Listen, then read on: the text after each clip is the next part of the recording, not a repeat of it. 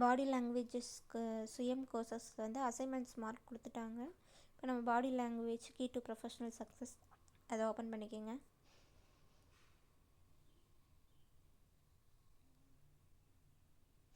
இதில் go to course கொடுத்துக்குங்க.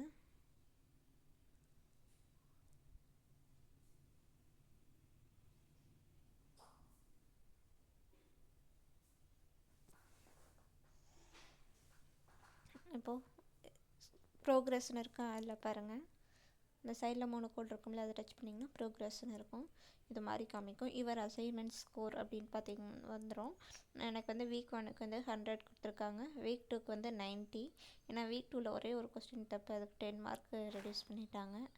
Week 3 week 4 assignment. Week 3 assignment பண்ணிவிட்டேன் நான். அதுக்கு வந்து நான் டேட் இருக்குது. இப்போ வீக் 0 பார்த்தீங்கன்னா ஆன்சர். இது வந்து நம்ம ப்ராக்டிஸ் பண்ணுறதுக்கு தான், இதுக்கு மார்க் கிடையாது. இப்போ வீக் 1 செலக்ட் பண்ணிங்கன்னா குவிஸ் வீக் 1.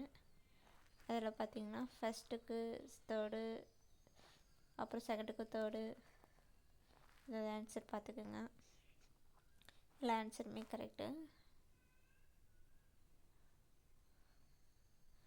அதே மாதிரி வீக் 2 செலக்ட் பண்ணிங்கன்னா கீழே குயிஸ் வீக் 2 அசைன்மெண்ட் இருக்குது, அதை செலக்ட் பண்ணிக்கோங்க.